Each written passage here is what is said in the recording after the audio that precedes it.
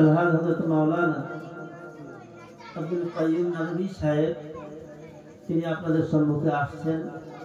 তার মূল্যবান আলোচনা কোরআন হাদিস থেকে আপনারা শ্রবণ করুন। আমি একটাবার গ্রামবাসী, বাবাজি, ভাই, বয়স্ক এবং নওজোয়ান যারা এখন এই জলসায় আপনারা এসে উপস্থিত হননি, আমি সকলের কাছে নিবেদন রাখছি, মেহরবানি করে হুজুর এখনই আপনাদের সম্মুখে বক্তব্য রাখবেন। দয়া করে আপনারা সকলেই মেহরবানি করে পাক মজলিসে এসে বসে যান। উচ্চ আওয়াজে মহব্বতের সঙ্গে একটু দরুদ শরীফ আল্লাহুম্মা সাল্লি আলা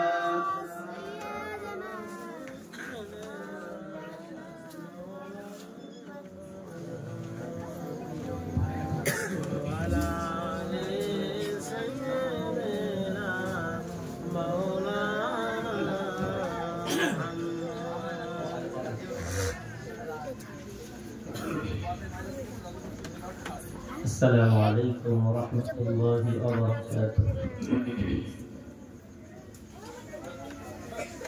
الحمد لله نحمده ونستعينه ونستغفره ونؤمن به ونتوكل عليه ونعوذ بالله من شرور أنفسنا ومن سيئات أعمالنا. من يهده الله فلا مضل له ومن يضلله فلا هادي له. ونشهد أن لا إله إلا الله وحده لا شريك له. ونشهد أن سيدنا ونبينا وأسوتنا وقدوتنا وإمامنا وشفيعنا وحبيبنا ومولانا محمدا عبده ورسوله الذي أرسله بالحق بشيرا ونذيرا وداعيا إلى الله بإذنه وسراجا منيرا. صلى الله عليه وسلم تسليما كثيرا كثيرا. أما بعد، قال الله عز وجل في كتابه الكريم: أعوذ بالله من الشيطان الرجيم. بسم الله الرحمن الرحيم. وقضى ربك ألا تعبدوا إلا إياه وبالوالدين إحسانا. إما يبلغن عندك الكبر أحدهما أو كلاهما فلا تقل لهما أف ولا تنهرهما وقل لهما قولا كريما. وقال النبي صلى الله عليه وسلم في الحديث الشريف: ما من مولود إلا يولد على الفطرة فأبواه يهودانه أو ينصرانه أو يمجسانه. رواه البخاري أو كما قال عليه الصلاة والسلام. إن الله وملائكته يصلون على النبي يا أيها الذين آمنوا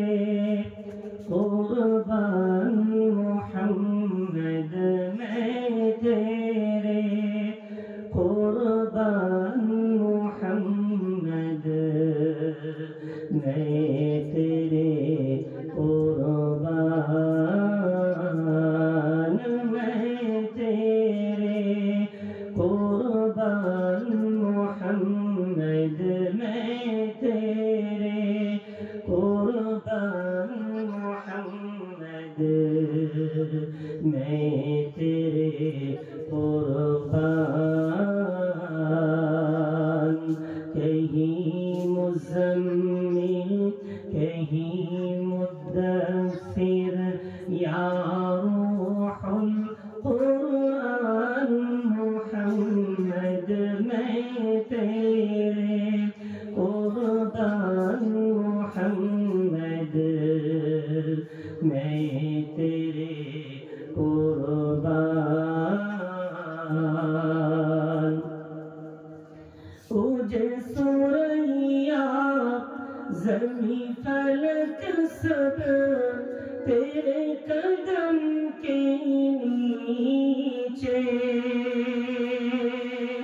हुर मलाइक जिन्नो बशर सब तेरे पीछे पीछे ऐ रब के मेहमान मोहम्मद ऐ रब के मेहमान मोहम्मद मैं तेरे कुर्बान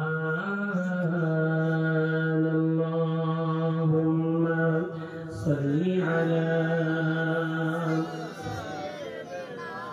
मौलाना मुहम्मद व अला आलि सय्यिदिना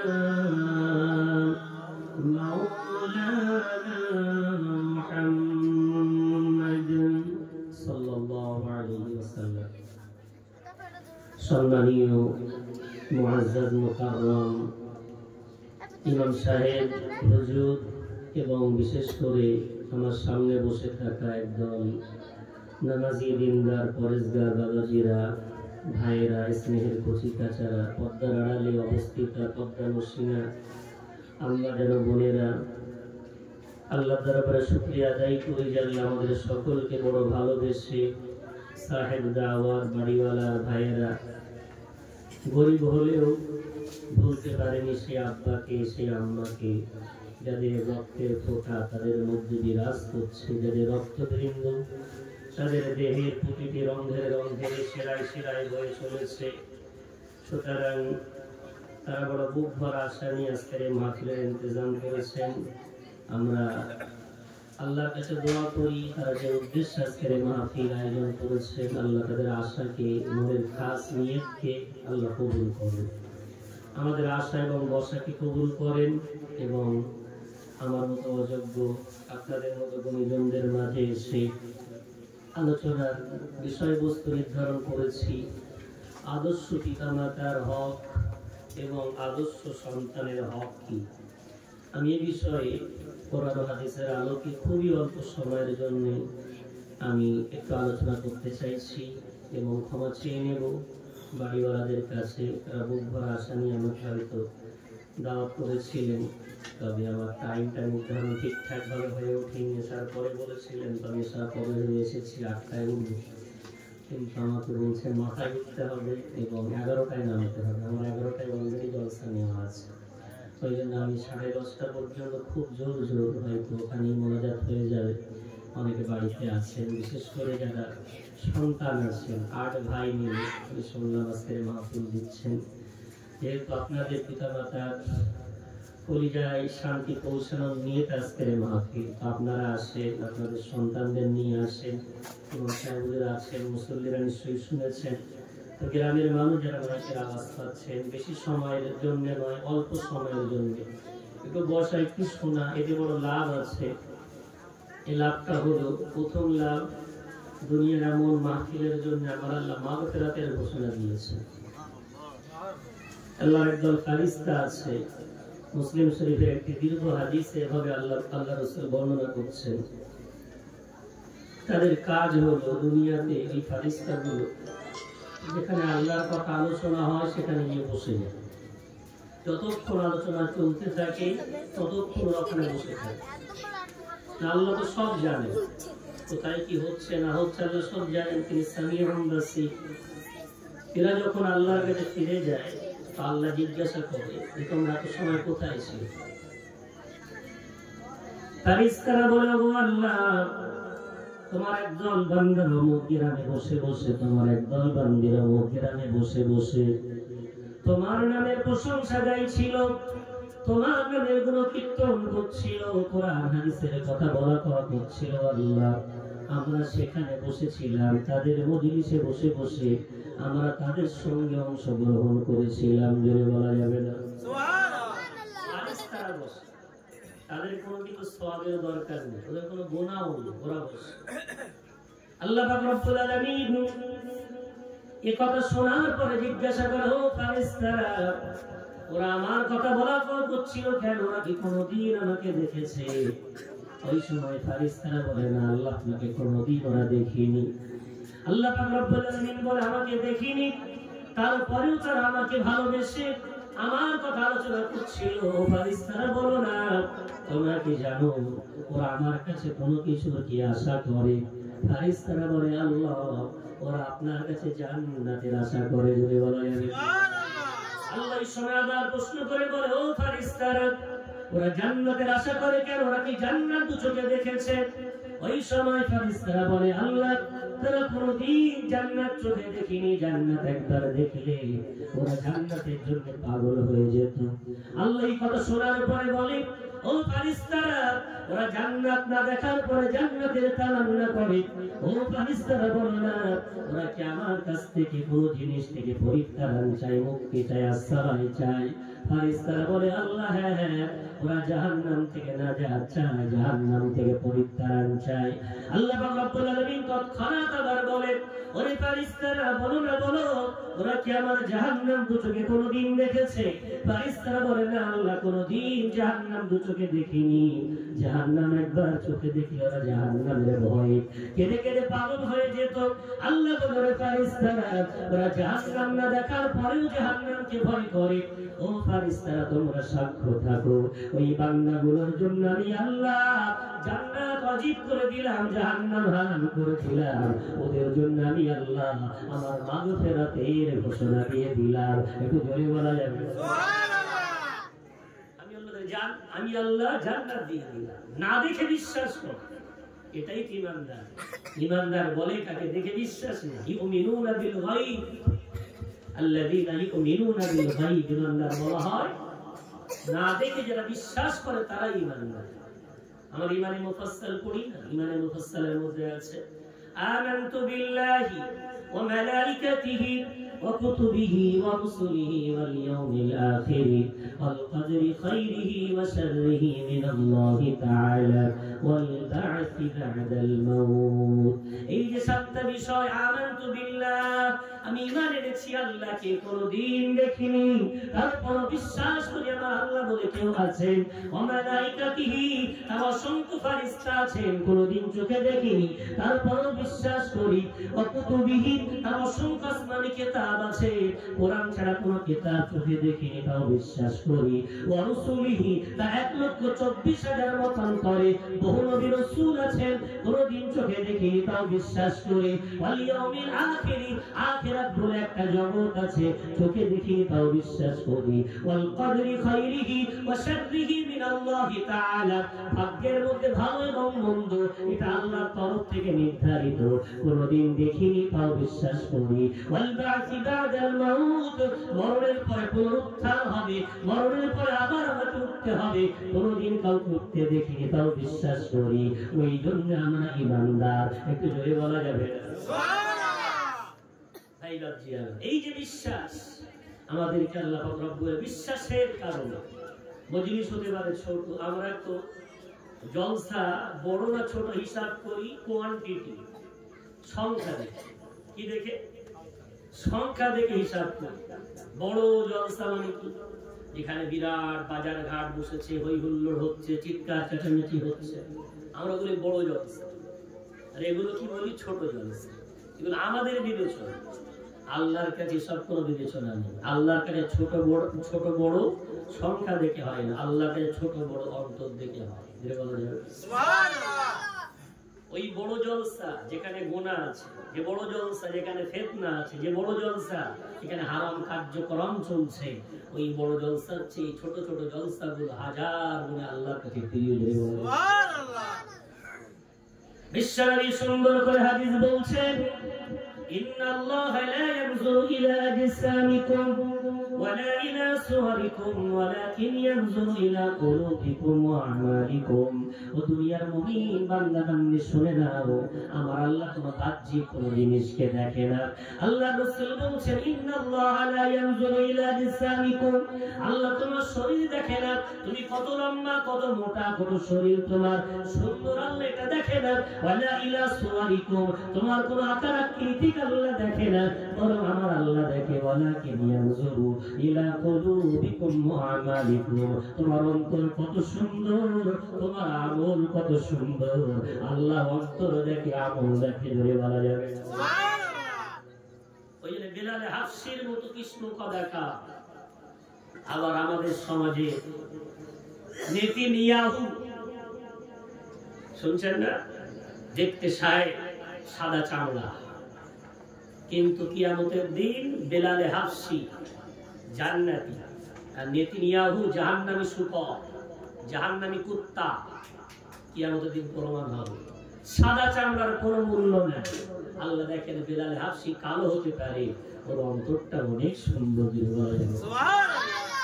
আর নেতানিয়াহু সাদা চামড়া হতে পারে, কলবের মধ্যে আল্লাহর প্রতি ঘৃণা, রাসূলের প্রতি ঘৃণা, ইমানদারদের প্রতি ঘৃণা, আল্লাহকে জাহান্নামে পীড়া বানিয়েছে। তো আমরা জানি ছোট ছোট জলসাগুলোকে ছোট না বসে যাই, শুনে যাই, আল্লাহ হয়তো না জানি কোন আমল কিভাবে আল্লাহ কবুল করে। আমার এই সমস্ত জলসা করতে গেলে মনে পড়ে ইমাম গাজ্জালী রাহমাতুল্লাহ আলাইহির সুন্দর কথাটা হয়তো শুনে থাকবেন কখনো। ইমাম গাজ্জালী একটি ঘটনা বলেছেন, তার কিতাবের মধ্যে লিখেছেন, এক বাদশা ছিল। বাদশা তার মনে বড় আশা, তার প্রজা যারা তারা জ্ঞানী না মূর্খ একটু যাচাই করতে হবে। কেন? প্রজা যদি জ্ঞানী হয় তাদের নেতৃত্ব দিয়ে মজা আছে, আর প্রজা মূর্খ হলে তাদের নেতৃত্ব দিয়ে কোনো মজা নেই। তিনি পরীক্ষা করতে চাইছেন তার প্রজারা জ্ঞানী না মূর্খ। তিনি চিন্তা করলেন, পরামর্শ করে কি করা যায়। তো উনি চিন্তা করে একটা সুন্দর পদ্ধতি বার করলেন। উনি বললেন, আমার বিরাট কয়েক বিঘা ফলের বাগান আছে, এই ফলের বাগান থেকে যারা দামি ফল তুলতে পারবে আমি তাদেরকে পুরস্কৃত করব। দেখি আমার প্রজাদের মধ্যে কারা সবচেয়ে দামি ফল তুলতে পারে। এখন বাদশার ঘোষণা শোনার পরে সমাজের মধ্যে তিন ধরনের মানুষ বসবাস করে। একদল নিজেকে বিরাট জ্ঞানী ভাবে, একদল নিজেকে জ্ঞানী না ভাবলে জ্ঞানীদের সাথে ওঠা বসা করে, আর একদল মানুষ নিজেকে কোলহাবলা বা মূর্খ মনে করে, ছোটখাটো মানুষ মনে করে। এই তিন ধরনের মানুষ সমাজে বসবাস করে। এখন বাদশার ঘোষণা অনুযায়ী প্রচুর মানুষ নাম লিখিয়েছে। ফল তোলা প্রতিযোগিতা বিরাট সহজ একটা কাজ, এর জন্য বিরাট কোনো পরিশ্রম লাগবে না। বিরাট লম্বা লিস্ট তৈরি হয়ে গেছে। প্রতিযোগিতা শুরু করার আগে বাদশা ঘোষণা দিলে, আমার বাগানে ফল তোলার আগে আমি বাদশা দুটো শর্ত দিতে চাই। প্রথম নাম্বার, কোন বান্দা বাগানে প্রবেশ করার পর এগিয়ে গেলে আর পিছিয়ে আসতে পারবে না। এগিয়ে গেলে আর পিছিয়ে আসতে পারবে। নাম্বার 2, প্রত্যেকের সাথে একটা করে বডিগার্ড থাকবে। যদি পেছাতে চায় ওকে গলা ধাক্কা দিয়ে বাগান থেকে বার করে দেবে। সবাই শুনে নিয়েছে। ঘোষণা অনুযায়ী প্রতিযোগিতা শুরু হয়েছে। একদল প্রথম প্রবেশ করলো, তারা নিজেকে বিরাট চালাক ভাবে। ওরা বাগানে প্রবেশ করার পর বিরাট বাগান, এ মাথা থেকে মাথা দেখা যায় না। ওরা বাগানে প্রবেশ করার পর প্রথম আমের গাছ, বিভিন্ন ধরনের আম আছে, প্রচুর আম, ওদের মাথায় টুকরি আছে, ঝুড়ি আছে। ওরা আম গাছ দেখার পরে চিন্তা করে, বাদশা বলেছে দামি ফল তুলতে, খুব দামি ফল তোলা লাগবে। একটু যদি আম তোলা শুরু করি, জানি না সামনে কত দামি ফল হয়তো আছে, আমাদের ঝুড়ি ভরে যাবে, দরকার নাই। আম তারা তুললো না। এরপরে লিচুর গাছ, বিভিন্ন ধরনের লিচু, ওরা লিচু তোলে না কেন? ওদের ঝুড়ি ভরে যাবে, সামনে হয়তো আরো দামি দামি ফল আছে। আছে, এরপরে জামরুল গাছ, জামরুল তো না জানি, সামনে আরো দামি ফল আছে। সত্যি তারা দেখতে পাচ্ছে সামনে বাগানের বিরাট একটা বড় ব্যাগ। ওরা মনে করছে ব্যাগের পরে মনে হয় অনেক দামি দামি ফল আছে। এই লোভে ওরা ছুরিতে কিছুই তুললো না, এগিয়ে গেল টার্নিং নিল, ব্যাগ ভরে গেল। ঘোরার পরে দেখতে পায় গাছ আছে কিন্তু পাতাও নাই, ফলও নাই। কি আছে? গাছ তো আছে কিন্তু ফলও নাই, পাতাও। পিছাবে বাচ্চা কি বলেছিল? এগিয়ে গেলে পেছানো যাবে না। সঙ্গে বডিগার্ড আছে, যেই পিছন দিকে তাকিয়েছে গলা ধাক্কা দিয়ে বাগান থেকে বার করে দিয়েছে। বিরাট চালাক, অথচ ওর ঝুড়িটা পরিপূর্ণ খালি। এরপরে দ্বিতীয় একদল প্রবেশ করেছে, চালাক না তবে খবরের কাগজ পড়তে না পারলেও খবরের কাগজ যারা পড়ে তাদের পাশে বসে বসে বলে আজকের নিউজটা একটু শোনা না। ওরা নিজেকে চালাক না ভাবলেও চালাকের সাথে থাকে। ওরা প্রবেশ করেছে। এরা ঢোকার পরে চিন্তা করে এত বড় বাগান, বিশ্ব অনেক দামি দামি ফল আছে। ওরা কি করে? কিছু ফল তোলে, কিছু ছাড়ে। আম তোলে, লিচু ছাড়ে, জামরুল তোলে, কি বলে কদবেল ছাড়ে। এমন করে কিছু ফল তোলে, কিছু ছাড়ে। ওদের মনে আশা সামনে বিরাট বড় ব্যাগ, সামনে গেলে হয়তো দামি ফল আছে। কিন্তু টার্নিং নেওয়ার পরে দেখে শুধু গাছ আছে কিন্তু পাতাও নাই, ফলও নাই। ওদের জুড়ি এখন খালি। পিছাতে গিয়েছে, বার করে দেওয়া। এবার একদল বোকা, ওরা প্রবেশ করেছে কিন্তু ওদের মনে একটা স্বপ্ন। বাদশা বলেছে দামি ফল, কিন্তু আমি তো জানি না বাদশার মনে কোনটা দামি। আমি তো জানি না বাদশা কোন ফলটাকে তার প্রিয় ফল মনে করে। আমার জানা নাই, ঠিক আমার দরকার নাই। আমি ওসব কিছু না করে বাদশা দুটো শর্ত দিয়েছে, বলেছে যে পিছানো যাবে না, সঙ্গে বডিগার্ড থাকবে। কিন্তু বাদশা বলেনি ঝুড়ি ভরে গেলে ঝুড়ি দেওয়া হবে না, আমি গড়ে তুলবো। না জানি কোন ফলটা বাদশার কাছে প্রিয়, ও গড়ে তোলা শুরু করেছে। আম তোলে, লিচু তোলে, কাঁঠাল তোলে। ওর বাগান পার হওয়ার আগে বাদশা ঘোষণা দিচ্ছে সবার শেষে এরাই আজকে সবচেয়ে বড় পুরস্কার পেয়েছে। এরাই হলো সমাজে জ্ঞানী মানুষ। একটু জোরে বলা যাবে? ইমাম গাজ্জালী রাহমাতুল্লাহ আলাইহি লিখছে এই ঘটনাকে লক্ষ্য করে সমাজে একদল মানুষ বিরাট নিজেকে চালাক বলে। ওরা ভাবে ওদের যদি বলেন ভাই একটু ভালো কাজ করো, হায়াত মওতের কথা বলা যায় নাকি কখন চলে যায়। ওরা বলে হুজুর 40 পার হোক। কি বলে? 40 পার হোক। টার্নিং ব্যাক, মানুষের জীবনের ওটা ব্যাক। 1 থেকে 40 বছর, কি বলে 40 পার হোক, তারপরে ভালো হবে। হ্যাঁ হ্যাঁ, যুবকটা বুক ভরা আশা ছিল 40 পার করে। ওই হাজী সাহেবের মতো সমাজে অনেক এমন হাজী আছে সারা জীবন মসজিদ কোন দিকে চিনত না, সারা জীবনে বাজার বান দিকে কিছুই করতো না, লটারি কাটতো, সুদ খেত, মহিলা সমিতি করতো, অনেক হারাম কাজে জড়িত ছিল। 40 পার করে বাইতুল্লাহ জিয়ারত করেছে। এখন মসজিদের সভাপতি, এখন মসজিদের কেশিয়ার, এখন মসজিদের মোতাওয়াল্লি। ওর মনেও স্বপ্ন ছিল ও যদি 40 পার করে ভারী হয়ে যদি মসজিদের সভাপতি হতে পারে, আমি কেন পারবো না। তাই মনে টার্গেট ছিল 40 পার করে ভালো হব। কিন্তু যুবকটা জানতো না 27 বছরে বয়সে বিয়ে করেছে। 27 বছর বয়সে বিয়ে হয়েছে। নওজোয়ান যুবক। শ্বশুররা উপহার স্বরূপ তাকে অ্যাপাসি দিয়েছে, রয়্যাল বুলেট বাইক দিয়েছে। 1 মাস 2 মাস বিয়ে হয়েছে, 1-2 মাস বিয়ে হয়েছে। হঠাৎ শ্বশুর সকালবেলা ফোন করে বলছে, বাবা তোমার বাড়ি আমি, তোমার শাশুড়ি, তোমার আত্মীয় স্বজন আমরা একটু আসছি। জামাই বলছে ঠিক আছে এসো, মানা করবো। জানাই শ্বশুর শাশুড়ি আসছে আনন্দে, বাইকের চাবিটা নিয়ে আম্মাকে ডেকে বলছে, আম্মা যান একটু তাড়াতাড়ি করে ওঠে, শ্বশুর শাশুড়ি আসছে। স্ত্রীকে বলছে তুমি তাতে পেট ঝাল কাটো, বাহুরিয়া বাজারে যাবো আর আসবো। বড় বড় নাকি ইলিশ মাছ উঠেছে, 1.5 টাকা করে কেজি আমি ইলিশ মাছ আনতে যাই, শ্বশুর শাশুড়ির জন্য ইলিশ মাছ আনতে যাচ্ছি। ওই যুবক ও জানতো না ইলিশ মাছও ক্রয় করা হয়ে গেছে। ওর স্ত্রী বাড়িতে পেট ঝাল কেটে প্রস্তুত হয়ে আছে, ওর আম্মাদের ঘর বাড়ি সব গুছিয়ে আছে। ওই যুবকটা মাছ নিয়ে বাইক স্টার্ট দিয়েছে জানতো না বাদুড়িয়া চৌমাথায় দুটো লরির এমন জোরে ধাক্কা লাগলো, ওই যুবকটা চাকার তলায় পড়ে গেছে, চিৎকার করে বলছে, ওরে বালাকুল মউত, একটু আমাকে সুযোগ দে না, আমার শ্বশুর আসছে, শাশুড়ি আসছে, আমার মান সম্মান নষ্ট হয়ে যাবে, একটু বাড়িতে মাছটা দিয়ে আসি। মালাকুল মউত চিৎকার করে বলছে, ফাইদা জাআলুহুম লা ইস্তাখিরুনা সাআতা ওয়া লা ইস্তাকদিমুন, আমি কোনদিন কারোর কাছে এক সেকেন্ড আগে যাই না, এক সেকেন্ড পরে যাই না, আল্লাহর হুকুম হলেই তার কাছে যাই। ওই তো আর কোনো সময় নাই, ওর মাথার ঝুড়ি এখনো আমলনামা খালি, ও এখনো কোনো ইবাদত বান্দেগি করেনি। ওর মনে বড় আশা ছিল 40 পার করার পর অনেক ইবাদত বান্দেগি করে দেবে, কিন্তু হায় হায় হায়, ওর বাড়িতে মাছ আসার আগে ওর লাশের খবর চলে এলো, খবর চলে এলো। স্ত্রী টুকরে কেঁদে উঠেছে, মা কেঁদে উঠেছে, আহারে মাছ আছে বটে, তবে মাছের সাথে ওর ছেলের লাশ চলে এসেছে। জোরে বলি নাউযুবিল্লাহ।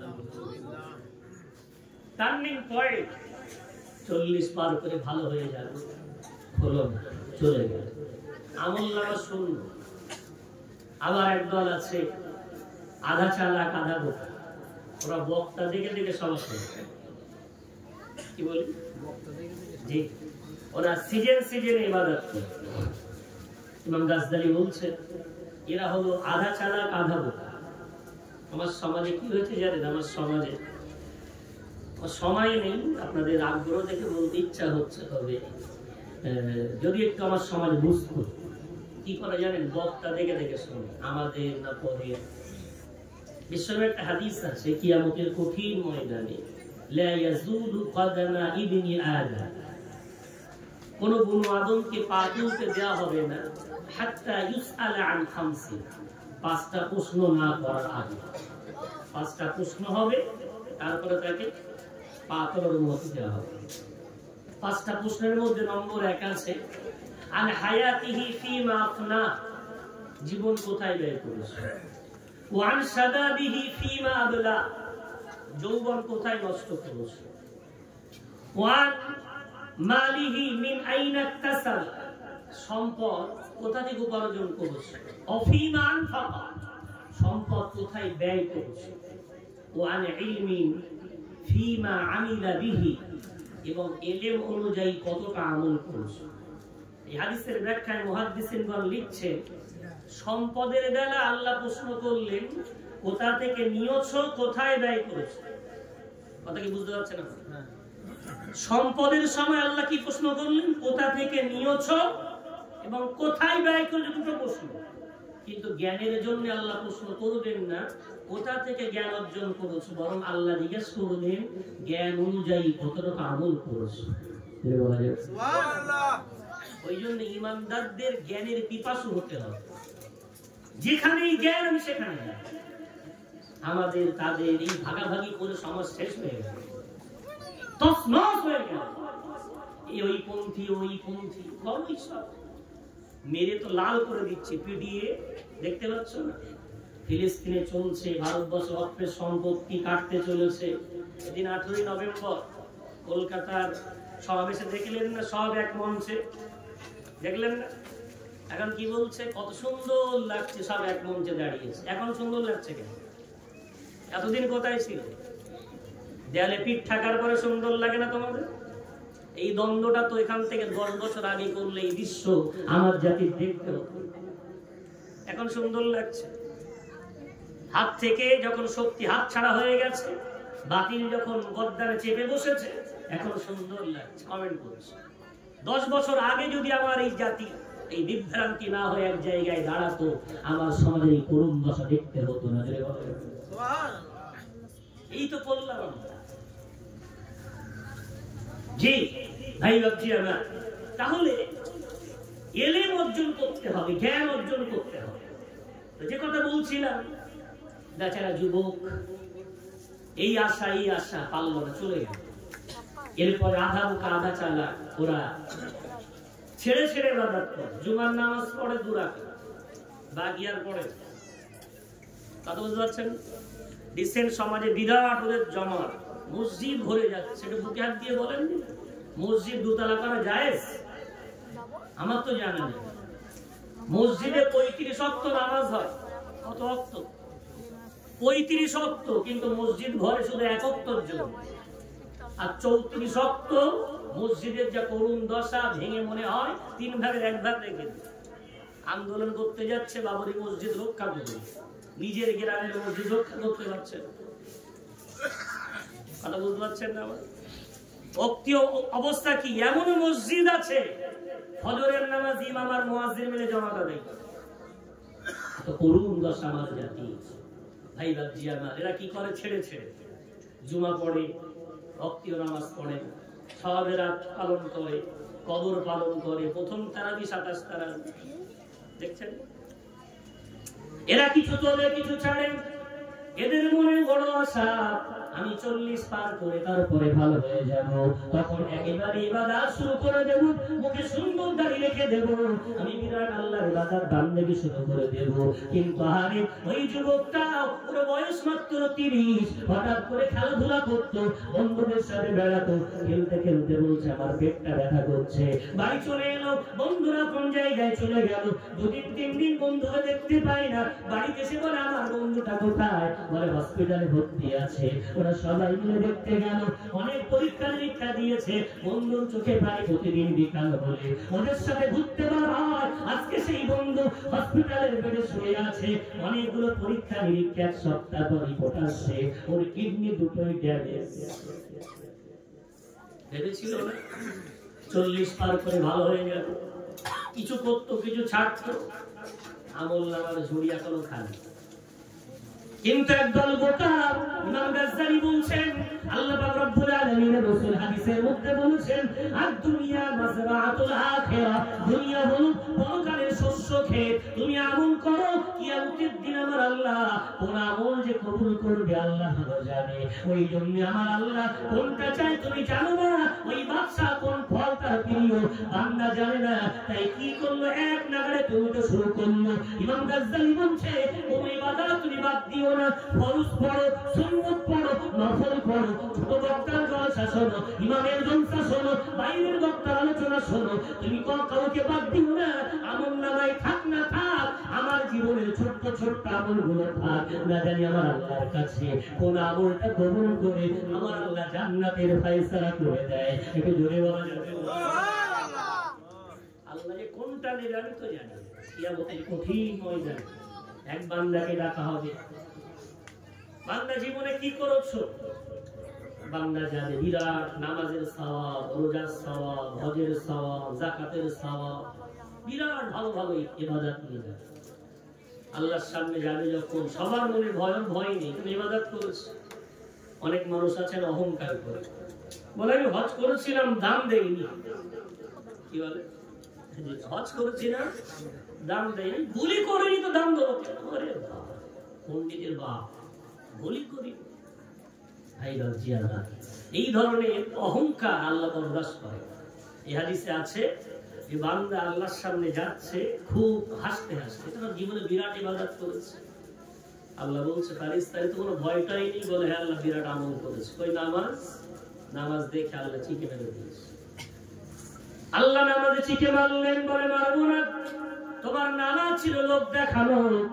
আমি আল্লাহ কোরআনে বলেছি ফাওয়াইলুল লিল মুসাল্লিন আল্লাযীনা হুম আন সালাতিহিম সাহুন আল্লাযীনা হুম ইউরাউন। ওই মুসল্লিগুলো জাহান্নামে যাবে যারা নামাজ পড়তে পড়তে গাফিল হয়ে যায়, যারা নামাজ পড়ে লোক দেখানো নামাজ, ওই নামাজ আমি আল্লাহ কবুল করি না। নামাজে যেই চিকা দিয়েছে বান্দা চমকে গেছে, এত তাহাজ্জুদ, এত ইসরাক, এত তাসবিহ তাহলিল, এত কিছু, গোটা নামাজ বরবাদ। এবার বান্দা রোজা ধরা হয়েছে, বান্দা তোমার রোজা কবুল হয়নি, রোজায় চিকা, তুমি রোজা রাখতে লোক দেখানো রোজা। বান্দার এমন করে প্রত্যেকটি ইবাদত দেওয়া হয়, আল্লাহ ঠিকে দিয়ে দেয়। আল্লাহ পারবে এক এক করে সব ইবাদত শেষ। আল্লাহ বলছে বান্দা এবার তুমি বলো সামনে কি দেখতে পাও? এবার বান্দার চোখ দিয়ে টপ টপ করে পানি পড়ে। আল্লাহ আমার ইবাদত নাই বলে জাহান্নাম দেখতে পাচ্ছি। ফেরেশতাদেরকে আল্লাহ বলবেন যাও টেনে নিয়ে চলে যাও, জাহান্নামের কাছে নিয়ে যাও। ফেরেশতারা টানতে টানতে জাহান্নামের কাছে নিয়ে যাবে। আল্লাহ ডাক দিয়ে বলবে রে বান্দা কোন আমল কি তোর মনে আছে? বলবে না গো আল্লাহ। এদিকে আবার টেনে আনা হবে, ও বান্দা তোর কোন ইবাদত কি মনে পড়ে? বান্দা বলবে না গো আল্লাহ। আল্লাহ বলবে তোর মনে নাই, তবে আমি আল্লাহ আমার মনে আছে। ধরে বলা যাবে সুবহানাল্লাহ। জীবনে সব লোক দেখানো করেছি, একটা ইবাদত আমার জন্য করেছি, মনে আছে? নেই।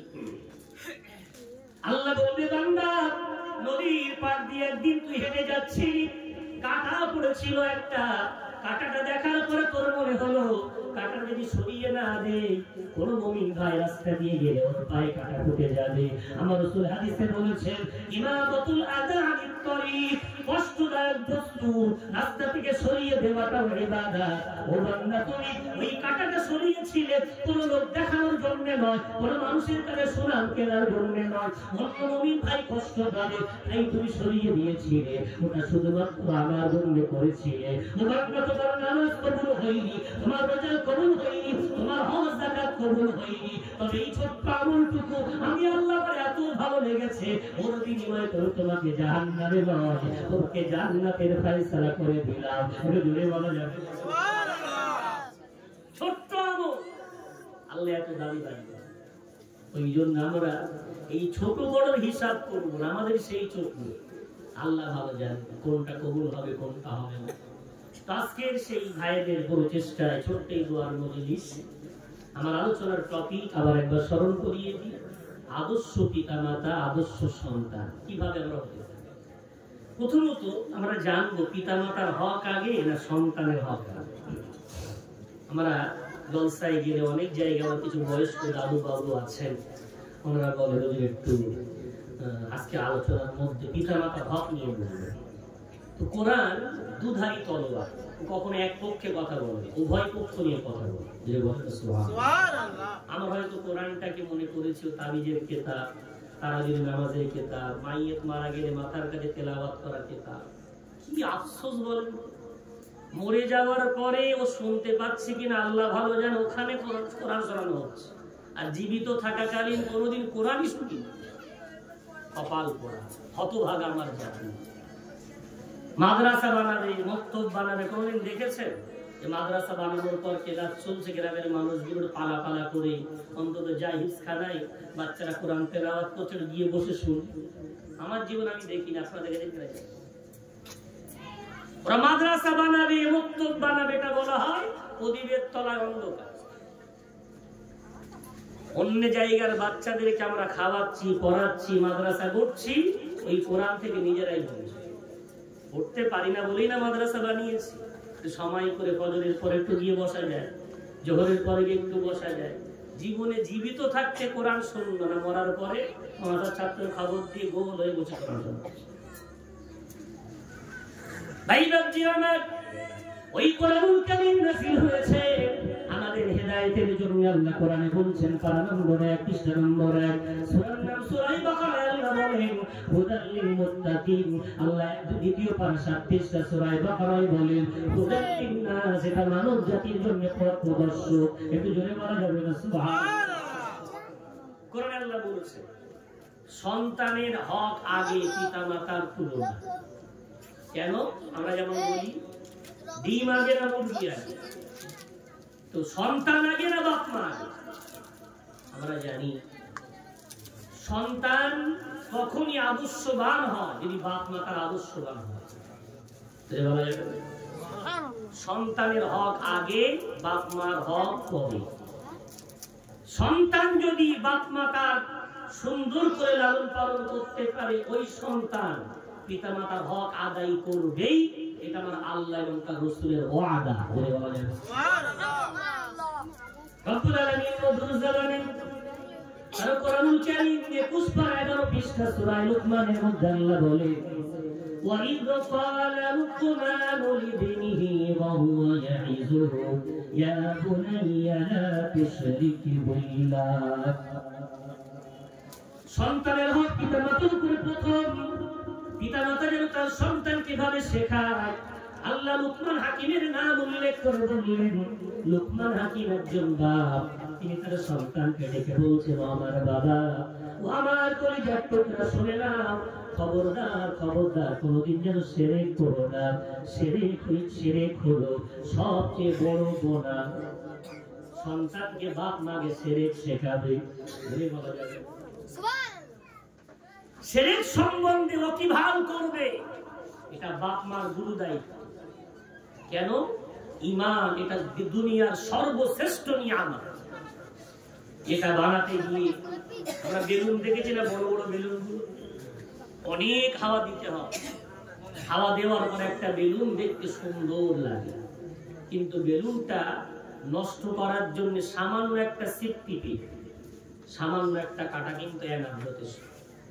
ঠিক তদ্রূপ ঈমান বানাতে গিয়ে 50 বছর 60 বছর ধরে বানাতে হয়, আর নষ্ট করার জন্য সামান্য গুনাহ যথেষ্ট। তার মধ্যে সবচেয়ে বড় গুনাহ হলো শিরক। বড় গুনাহ কি? শিরক। আমি জানি না আমার কথাটা আপনাদের কেমন লাগবে। আমার সন্তানদেরকে আমি শিরক শেখাই। আপনি বলবেন, হুজুর কিভাবে বলছেন?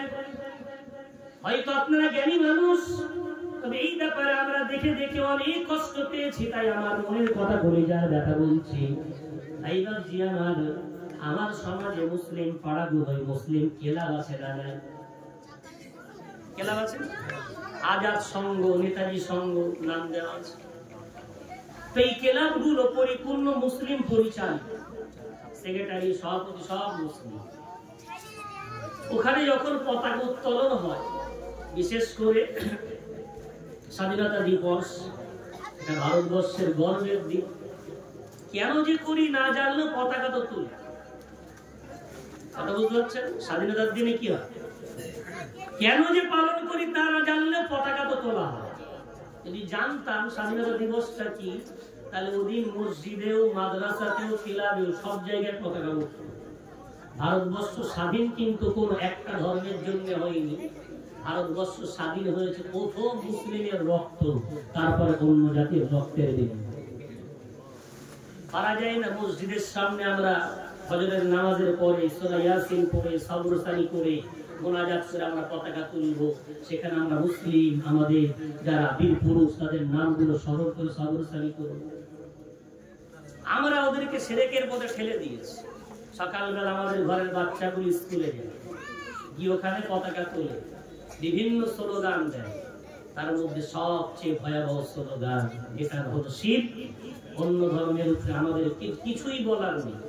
ভারতবর্ষ সেকুলার স্টেট, প্রত্যেক জাতির আপন ধর্ম পালন করার পূর্ণ অধিকার আমাদের আছে। তাই আমাদের ধর্মের যারা, তাদেরকে আমরা বলবো, ওই দিন পতাকা উত্তোলন করার সময় বন্দে মাতারাম বললেই ঈমান চলে যায়। বন্দে মাতারাম, ও ভারত মাতা, আমি হলাম তোমার বান্দা।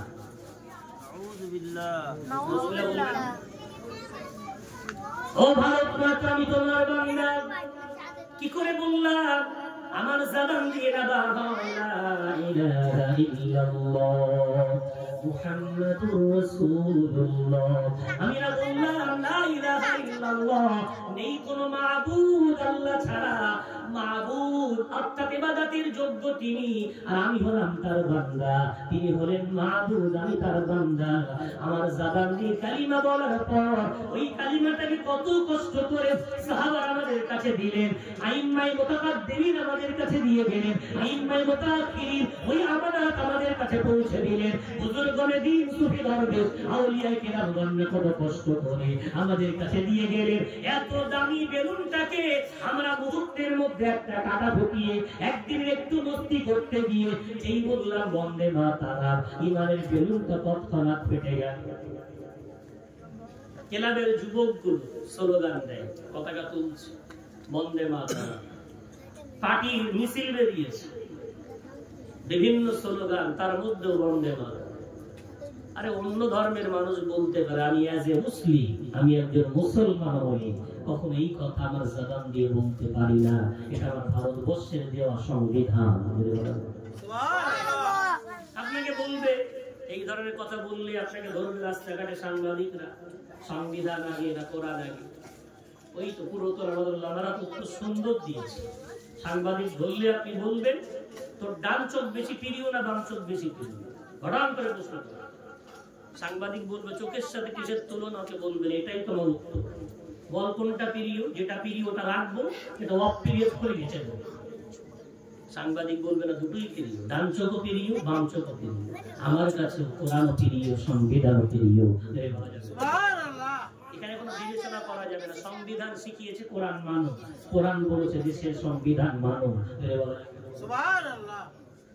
আমি আমার সংবিধানের উপরে দাঁড়িয়ে আমি আমার কোরআনের উপরে আমল করতে চাই, আমার ঘরের সন্তান শিরক করবে না, এটা হলো বাপ মার গুরু দায়িত্ব। কিন্তু আমরা আমাদের বাচ্চাগুলোকে মসজিদে পাঠালেও স্কুলে পাঠিয়ে ওই কথাটা না জানানোর কারণে ওখানে গিয়ে বন্দে মাতরম সকালে প্রেয়ারে দাঁড়া, স্কুলে গিয়ে ভারত ভাগ্য বিধাতা বলেন, ভারত ভাগ্য বিধাতা। আপনারা বোঝেন না হয়তো, কবিতার ছলে পড়ে তো অনেকে এগুলো ভাবেন না। ভারত ভাগ্য বিধাতা মানে ভাগ্য তৈরিকারী হলো ভারত ভূমি। আমি এক্ষুনি আপনি মানে মুফাসসাল শোনালাম, কি বল আল কদরি খাইরিহি ওয়া শাররিহি মিনাল্লাহি তাআলা, ভাগ্য নির্ধারণকারী কে? আল্লাহ সুবহানাহু ওয়া তাআলা কি হলেন ভাগ্য নির্ধারণকারী। আমার বাচ্চাটাকে আমি স্কুলে পাঠিয়ে বলে দিতাম তুমি হ্যাঁ প্রেয়ারে দাঁড়াবে, স্কুলের নিয়ম মানবে, কিন্তু এই কথাটা জবান দিয়ে বলবে না। বাদুড়িয়ার স্কুলগুলোতে 65% আমার মুসলমান বাচ্চা, 45% অন্য ধর্মের বাচ্চা। ওরা বলতে পারে, আমার বাচ্চা বলবে না। মাস্টার যদি বাধ্য করে, আমরা ওর জন্য আগে আন্দোলন করি, এই আন্দোলন আগে করলে ধর্মতর আন্দোলন সাকসেস হবে। নিজের ঘরে আগুন জ্বলছে, বাইরে আগুন নিভাতে যাচ্ছে, ঘর বাঁচান বাইরে বেঁচে যাবে ইনশাআল্লাহ।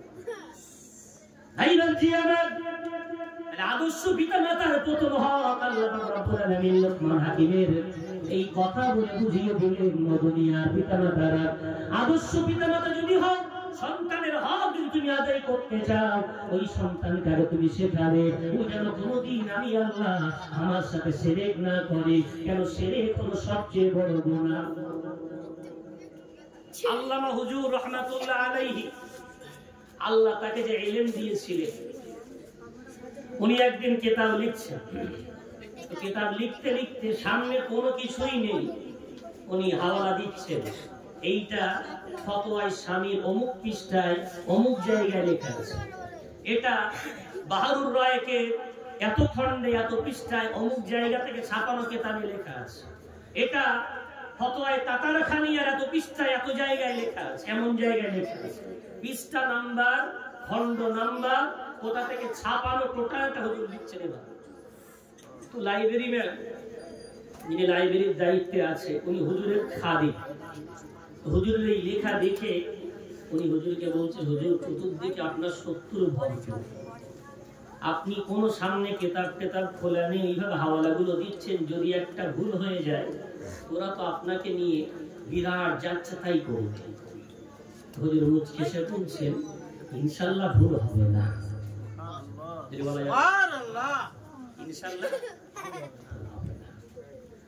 তো লাইব্রেরি ম্যান শোনার পরে খাদেম চিন্তা করলেন, হুজুর চলে যাওয়ার পর আমি অনুমতি নিয়ে পাণ্ডুলিপিকে একটু চেক করব। তো হুজুর যখন উঠে যাচ্ছেন, তো হুজুরের পাণ্ডুলিপি একটু দেখবো, বলে হ্যাঁ দেখতে পারো। বলে হুজুর চলে গেলেন, যেহেতু লাইব্রেরি কোথায় কোন কিতাব আছে ওর সব জানা, পাণ্ডুলিপিটা নিয়ে সঙ্গে সঙ্গে হুজুরের হাওয়ালা অনুযায়ী বইগুলো পাঠচার দেখা শুরু করেছে। খুলচার দেখছে হুজুর যা লিখেছেন, পৃষ্ঠা লাইন কোথা থেকে ছাপানো খণ্ড হুবহু মিলে গেছে। চোখ দিয়ে ওর টপ টপ করে পানি পড়ছে। হুজুর যখন পুনরায় ফিরে এসছে লিখতে, হুজুরের কাছে গিয়ে বলছে, হুজুর ক্ষমা করবেন, আমি আপনাকে না জানি, আপনার এলেনকে একটু যাচাই করতে চেয়েছিলাম, কেতাবে যা যা হাওয়ালা দিয়েছেন সব তেমনই লেখা, আমি অধমে একটু জানতে চাইছি, সামনে কোনো কিতাব নেই, আপনি এগুলো লিখলেন কি?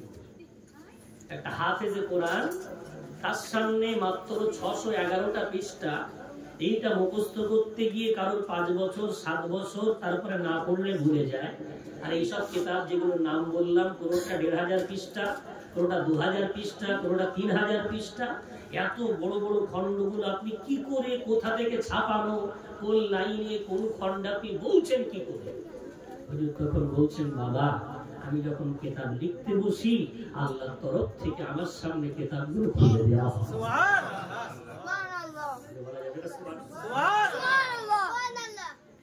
ওই আল্লামা হুজুর তার বরকতে আমাদের এলাকায় আযাব গজব কম আসে। আল্লামা হুজুরের বরকতে এলাকায় আলেম ওলামার সয়লা। কিন্তু দুঃখের সাথে বলতে হচ্ছে, কিয়ামতের দিনই আমাদের মতো একদল আলেমদেরকে টুপি ছিঁড়ে নেবে। কেন জানেন? আল্লামা হুজুরকে আমরা পালনীয় বানিয়েছি, মাননীয় না। কি বানিয়েছি? আল্লামা হুজুর পালন করার না। 3 দিন ইসালে সওয়াব মানে আল্লামা হুজুর, ওখানে গিয়ে নাম লিখিয়ে দিয়েছে। সওয়াবের রাত্রে বিরাট টিম বানিয়ে হুজুর রওজা জিয়ারত করতে যাচ্ছে। হুজুর পালন হয়ে গেছে। হুজুরের স্মৃতি সভা, মাদ্রাসার উপরে আমিনিয়া লিখে দিলাম, হুজুরের স্মৃতি মাদ্রাসা লিখে দিলাম, পালন। অথচ ভাই আজকে আমার সমাজ, আমার জানা নেই, আলহামদুলিল্লাহ আপনাদের চাল্লামার বেশি ঘোরায়, আমার জানা নেই অন্য কোন সম্প্রদায় আল্লামা হুজুরের মতো ব্যক্তি পেলে তারা কি করতেন। আমার সম্প্রদায় সে আল্লামা হুজুরকে পাওয়ার পরে তার কিতাব অমান্য শুধু করে না, পা দিয়ে রাত দিন চটকাচ্ছে। আল্লামা হুজুর বিড়ির বিরুদ্ধে ফতোয়া লিখেছেন, কথা বলেন, লিখেছেন। ফুটবল টুর্নামেন্টের বিরুদ্ধে হুজুর ফতোয়া লিখেছেন, লিখেছেন। নামাজ ছাড়ার বিরুদ্ধে লিখেছেন, মহিলা সমিতির বিরুদ্ধে লিখেছেন, বন্ধনের বিরুদ্ধে লিখেছেন, লটারির বিরুদ্ধে লিখেছেন, সুদের বিরুদ্ধে লিখেছেন। সব ওগুলো কিতাবে থাক, আল্লাহ জিন্দাবাদ, পালন করব, মানব না।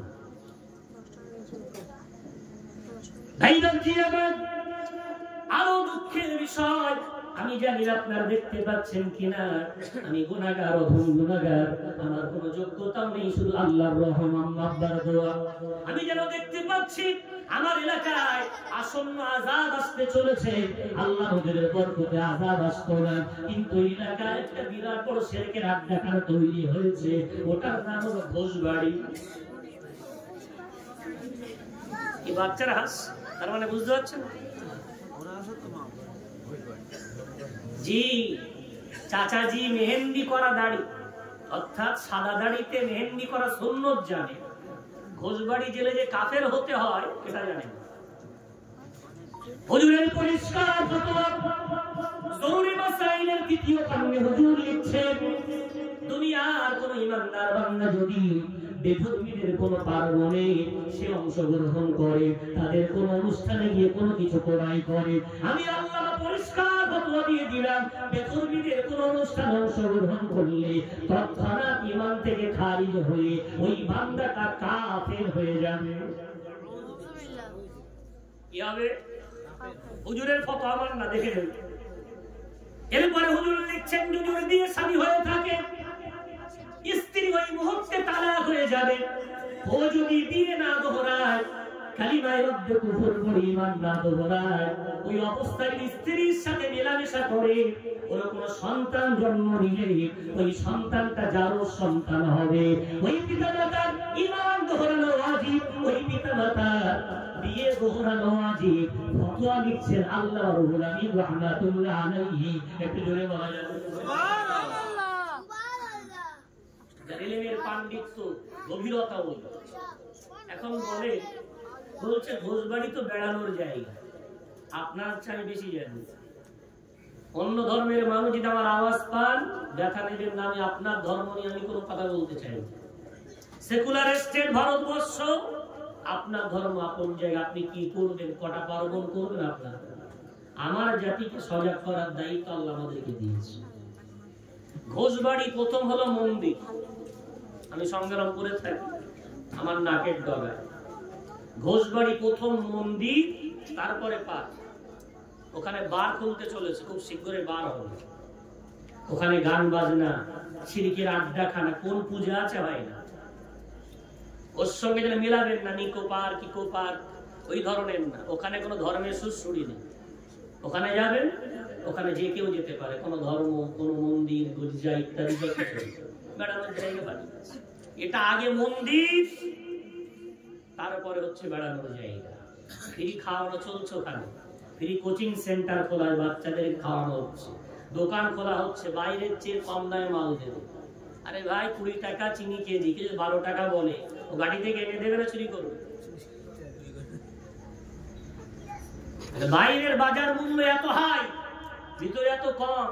ও বাবা, এই যুগে এত দরদি মানে? হ্যাঁ, আমাদের চেয়ে বেধর্মীরা আমাদের কি করে ক্ষতি করা যায় খুব ভালো জানে। মুসলমানের দুটো জিনিস নষ্ট করতে পারলে যে দোয়া কবুল হবে, একটা হলো রক্ত আর একটা হলো ঈমান। কি বললাম? রক্ত যদি নষ্ট করা যায় আর ঈমান যদি নষ্ট করা যায়, ও সেজদায় পড়ে কপাল কালো করে ফেললেও ওর দোয়া কবুল হবে। এই দুটো টার্গেট চলছে, শিরকে নিমজ্জিত করা আর রক্ত খারাপ করা। মহিলা সমিতি ঘরে ঘরে এসে গেছে। কি মনে করছেন তো উপার্জন তো হয়, এককালীন একটা টাকা পাওয়া যায়, টুকটুক করে দিলে চলে।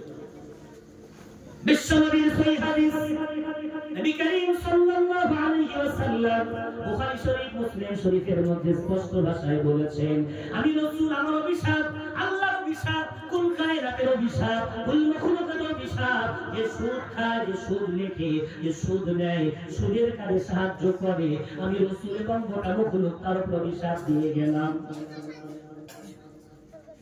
মহিলা সমিতি আপনাকে এককালীন 10,000 টাকা দিয়ে গেল।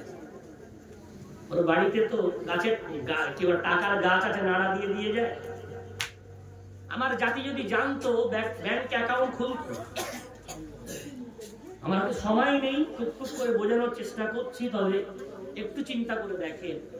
আপনি বেচারা গরিব মানুষ, ঘর বানাবেন, মেয়ে দিয়ে দেবেন, 10 বছর ধরে টুকটুক করে 5,000 10,000 ব্যাংকে জমাচ্ছে, তুলবেন কতদিন পর? 10 বছর।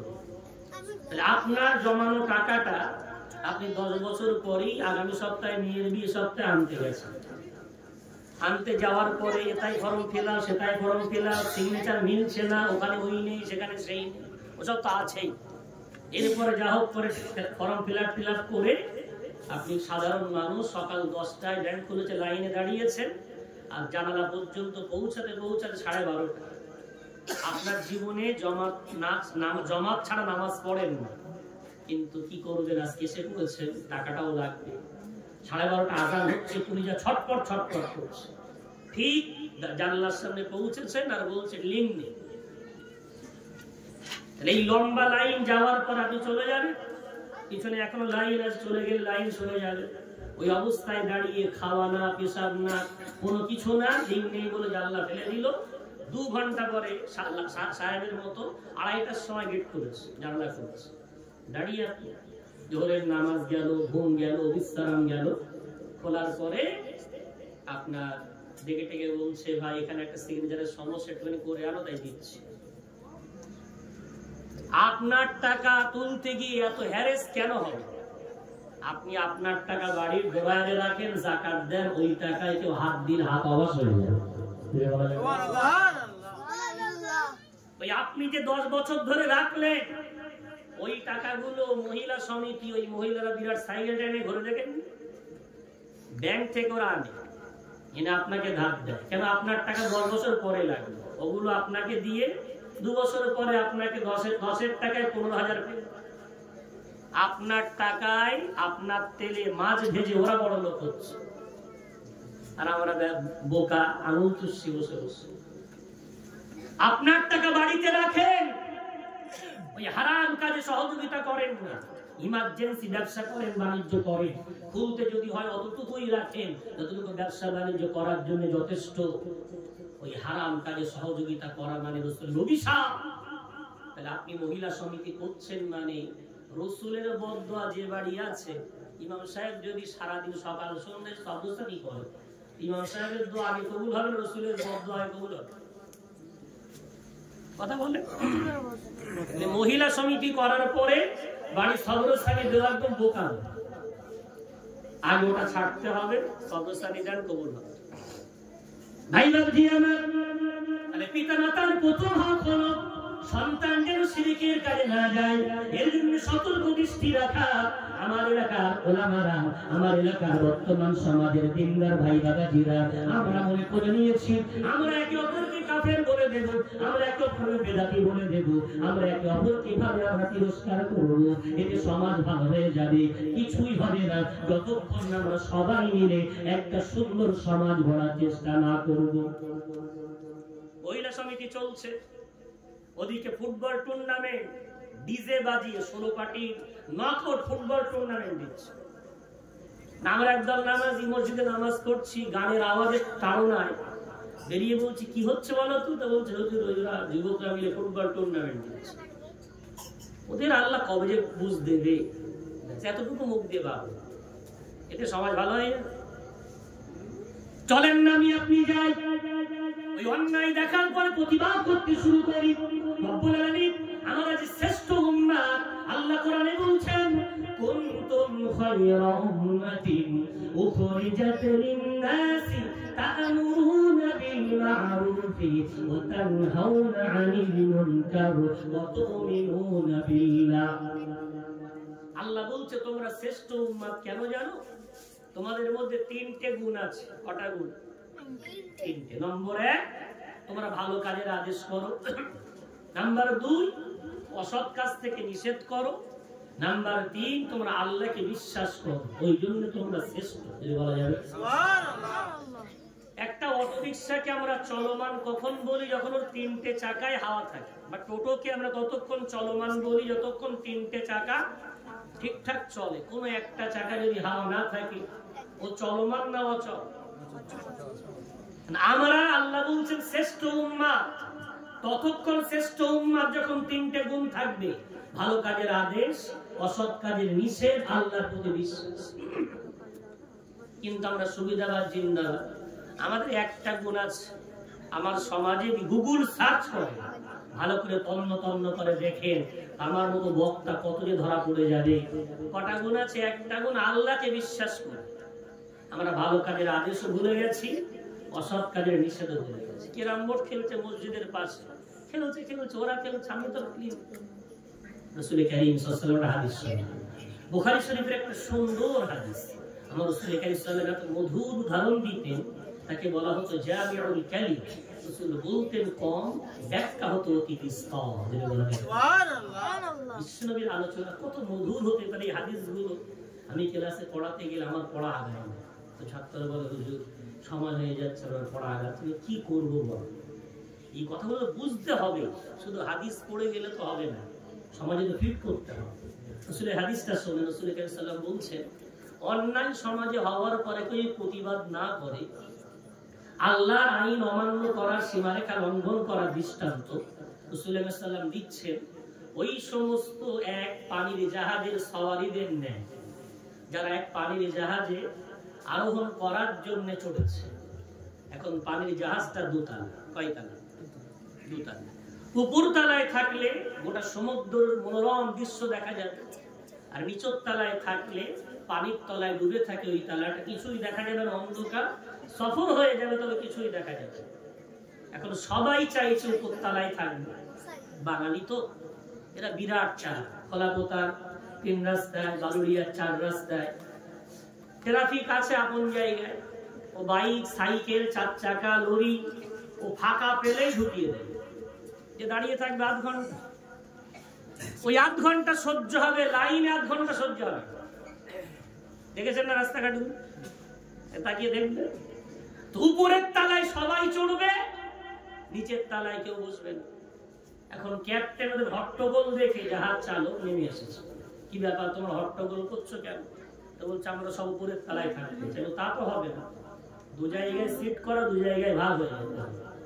চলো তোমাদের ঝামেলা করতে হবে, লটারি ফেলছি, কাগজ ছুড়ে দিচ্ছি, উপর লেখা আছে নিচে লেখা আছে, কাগজ তুলবে, যার নাম উপরে সে উপরে যাবে, যার নাম নিচে নিচে যাবে। ঝামেলা থেকে বাঁচার জন্য লটারির ফায়সালা মেনে নিয়ে কাগজ তুলেছে, উপরের উপরে নিচে নিচে। নবী করিম সাল্লাল্লাহু আলাইহি ওয়াসাল্লাম বলছেন, এরপরে যারা নিচের তালার সওয়ারি, ওদের পানি পিপাসা পেয়েছে, পানি পান করার জন্য উপরে লাগানো ট্যাঙ্কি, ওরা বারবার ওই দ্বিতীয় তলায় চড়ে। ওরা হয়তো ঘুমায়, কেউ গল্প করে, কেউ মনোরম দৃশ্য দেখে। এই নিচের তলার সওয়ারিগুলো উপর তলায় চড়ার জন্য ওদের বারবার ব্যাঘাত ঘটছে, ঘুমের ডিস্টার্ব হচ্ছে। ওদের মধ্যে কেউ কেউ খুব রাগিল। ওরা বলছে, ভাই বারবার কেন পানি নিতে আসো, এত কেন ডিস্টার্ব করো? এই কটু কথা ওদের মনে লেগে গেছে। ওরা তখন নিচে সে ইউনিয়ন করেছে, আমার উপর তলায় আর পানি আনতে যাব না, আমরা পানি আর উপর তলায় আনতে যাব না। সমুদ্রের পানি স্বচ্ছ, ও পানিও পান করা যায়। তো আমরা জাহাজ ছিদ্র করে পানি তুলি। কি করবে? রাসূলের হাদিস, বুখারীর হাদিস, রাসূলুল্লাহ সাল্লাল্লাহু আলাইহি ওয়াসাল্লাম বলছেন, এখন নিচের তলার লোকগুলো যখন জাহাজ ছিদ্র করছে, উপর তলা থেকে আওয়াজ পেয়ে দেখতে পাচ্ছে ওরা বলছে, যাক ওরা নিচের তলায় ছিদ্র করলে আমাদের তো ডিস্টার্ব করবে না, অন্তত আমাদের ঝামেলা থেকে আমরা বেঁচে যাব। রাসূল বলছে, এই ছিদ্র থেকে বাধা না দেয় তো কিছুক্ষণ পরে জাহাজ যখন তলিয়ে যাবে, নিচের তলাটা যাবে, উপর তলাটাও যাবে। ভাই ভাবছি, আমি জানি না আজকে বাড়ির জলসা আমার এই কলিজার ব্যথাটা যদি আপনার হৃদয়ে নিতে পারে। আমি গুনাহগার আব্দুল কাইয়ুম, আমিও জানি না কি আমার জন্য কি ফায়সালা হবে। আজকে একটা ভাই, একটা বোন, আমার মা আমার, বাবু আমার, সন্তান আমার, বন্ধু আমার, আজ থেকে নিয়ত করে নেন, অন্যায় করব না, অন্যায় হতে দেব না। ইনশাআল্লাহ আযীজ কিয়ামতের দিন কেউ শাফাত করুক আর না করুক, আমার রাসূল আপনাকে শাফাত করে জান্নাতে নিয়ে যাবে। সুবহানাল্লাহ। কি হয়েছে? আমি তো ভালো কাজ করি, আমার ছেলেটা বেনামাজি, আমার বাড়ির ঈমানের জাহাজটাকে ছিদ্র করছে। আমি মা পর্দা করি, আমার মেয়ে বেপর্দায় চলে চলে আমার ইমানি ঘরটাকে বেপর্দা দিয়ে ছিদ্র করছে। আমি মনে করছি আমি তো পর্দা করি, আমি তো পার পেয়ে যাব। ও আমার দাদাজি, ও আমার আম্মা জান, মা বোন, অন্যায় চোখের সামনে হওয়ার পর আমরা যদি প্রতিবাদ না করি, এই ইমানের কোনো মূল্য নাই। কেন এটা হলো অচল ইমান। কেন তিনটে চাকায় হাওয়া থাকতে হবে, ভালো কাজের আদেশ করতে হবে, অসৎ কাজের নিষেধ করতে হবে, আল্লাহকে বিশ্বাসী হতে হবে। চলেন না, মসজিদের জন্য অনেক কিছু করেছি, গ্রামে চাঁদা তুলেছি টাইলস লাগানোর জন্য, গ্রামে বার হয়েছি ছাদ ঢালাইয়ের জন্য, গ্রামে বার হয়েছি মসজিদের অভাব, সকলকে চাঁদা দিতে হবে, বাড়ি বাড়ি গিয়েছি জলসার জন্য, বাড়িতে বাড়িতে গিয়ে চাঁদা তুলেছি, চাল ডাল অনেক কিছু কালেকশন করেছি। কোনদিন আমাদের গুরুদেহ মিলন টানে মসজিদের মুসল্লিরা ইমাম সাহেবকে নিয়ে কোনদিন আমরা বার হয়েছি।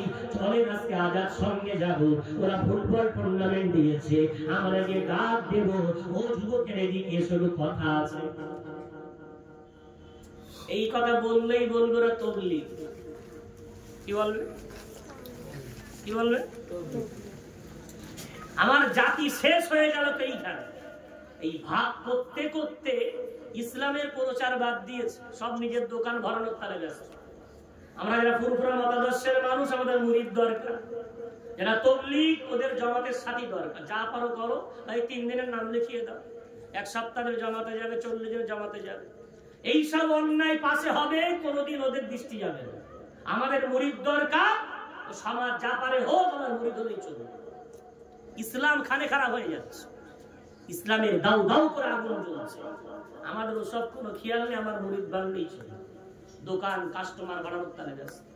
আল্লাহর কাছে আমাদের টুপি ছিঁড়ে নেবে আমার আল্লাহ। চলেন একদিন যাই, ওই যুবকগুলোকে কাছে ডাকি, আল্লাহ শিখিয়েছেন কি করে দাওয়াত দেবে।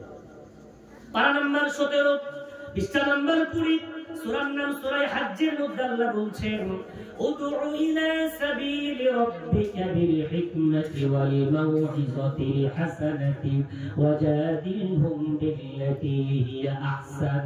ডাকো ডাকো, মানবকে ডাক দাও, আমি আল্লাহ আমার পথে আহ্বান করো। আমি আল্লাহ 3টে পদ্ধতি শিখালাম। প্রথম নাম্বার, প্রজ্ঞাময় কথা বলো, সুন্দর নসিহত করো। তাদের সঙ্গে তর্ক করলে কাফের বেদাতি বলে তর্ক করো না, তর্ক করলে মলিন ভাষায়, শালীন ভাষায় তাদের সাথে তোমরা সুন্দর করে তর্ক করো। একটু জোরে বলা যাবে? চলেন না যাই, গিয়ে বলি, ভাই তোমাদের ক্লাবটা দেখছি আজাদ সংঘ। বলছে হ্যাঁ। কার নামে রেখেছো? বলে মাওলানা আবুল কালাম আজাদ। তুমি জানো তিনি কে? এই ভারতবর্ষের এমন একজন আলেমে দ্বীন, তিনি হলেন ভারতবর্ষে প্রথম কুরআনুল কারীমের তাফসীর লেখক। সুবহানাল্লাহ। তুমি জানো ইংরেজদের ওই বাতিলের সামনে কোনোদিন মাথার টুপি গায়ের পাঞ্জাবি ফেলেনি। ও বুঝিয়েছিল এলেম যদি থাকে আমার পায়ের তলার জুতা কাটার জন্য ইংরেজ আমার পিছনে পিছনে ঘুরবে। সেই আবুল কালাম আজাদ, তার নামে আজাদ সংঘ রেখেছ। আচ্ছা, তোমার ক্লাবের সেক্রেটারির নাম কি? বলছে আব্দুর রহিম। রহিম কার নাম? আল্লাহর নাম। আচ্ছা, সভাপতির নাম কি?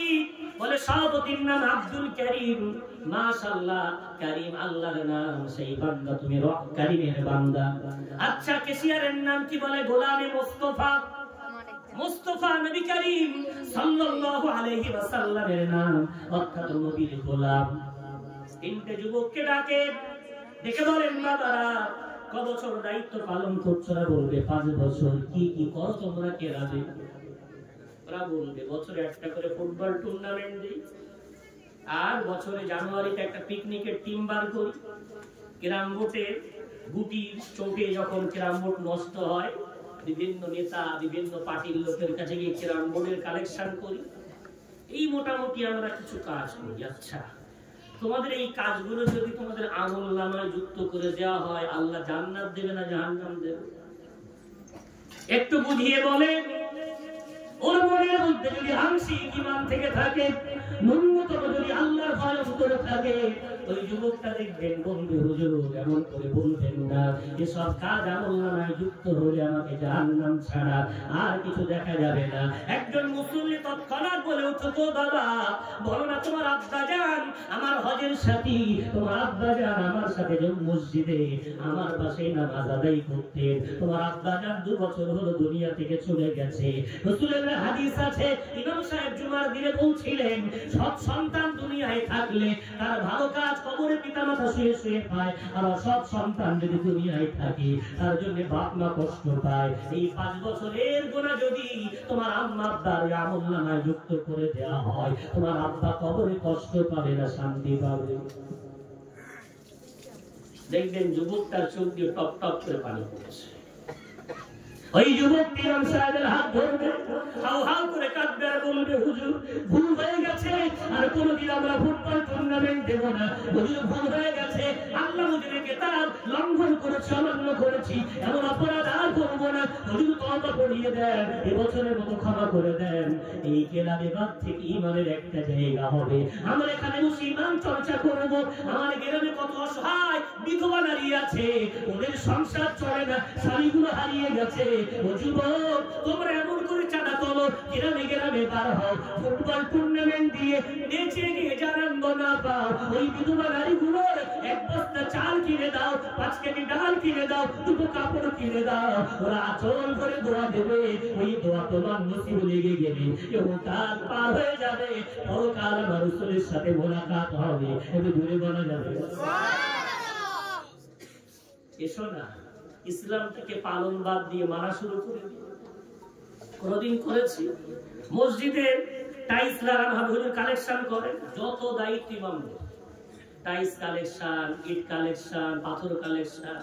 কোনদিন বলেছে হুজুর মুসল্লি কমে যাচ্ছে, মুসল্লি কালেকশন করেন? শুনেছেন? মসজিদ তো এই পাথরের নাম না, মসজিদ তো এসির নাম না, মসজিদ তো টাইলসের নাম না। মসজিদ বলা হয় সেজদার জায়গা। কিসের জায়গা? টাইলস নেই, টাইলস লাগানোর হিড়ি, ওসব মূল কি লৌকিকতা, পালন। আমি 5 বছর ছিলাম, কামাই ধরে ফেলেছি। আমি 5 বছর সেক্রেটারি থেকে মসজিদ দোতলা করে দিয়েছি। এই লোক দেখানো ঘোড়ার ডিম হবে, ঘোড়ার ডিম হবে। 5 বছর সেক্রেটারি থেকে আমি 10 জন মুসল্লি বাড়িয়েছি। ওই সেক্রেটারি জান্নাতে যায় মুসল্লিগুলোর সাথে। শুধু এই লোক দেখানো, রিয়াকারী, লৌকিকতা আসেন না। ইমাম সাহেবকে বলি 3 সপ্তাহ মসজিদের জন্য কালেকশন হোক, 1 সপ্তাহ জুমার জন্য। দেখেন না মুসল্লি বাড়েন কিনা। ইমাম সাহেব জুমার দিন এক বাবাজিকে ধরেছে, কি ব্যাপার বাবাজি, কয়জন ছেলে? বলে 2 জন। ওই আপনি জুমা এলেন, ছেলে 2 এসছে? হুজুর বলেন না, এত বলি কোনদিন আসে কোনদিন আসেন, আপনার বাড়ি যাবো। জোর করে বলুন যাবো, মানা করবে? আনন্দ করে নিয়ে যা। আল্লাহ যে আলেমদের সম্মান দিয়েছে, আনন্দ করে নিয়ে যা, বাড়ি নিয়ে যা। ছেলে দুটোকে এই হুজুরের সাথে দেখা করুন, ছেলে দুটোকে ডেকে বলুক না, বাবারা তোমার আব্বাকে আমি কোনোদিন দেখিনি নামাজ কাজা করতে, তোমরা তার সন্তান হয়ে জুমার নামাজও পড়তে যাও না, কত বেদনাদায়ক।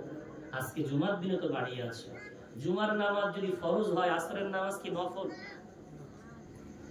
তাহলে চলো জুমার নামাজ যেমন পড়ুছ আসরও যেতে হবে।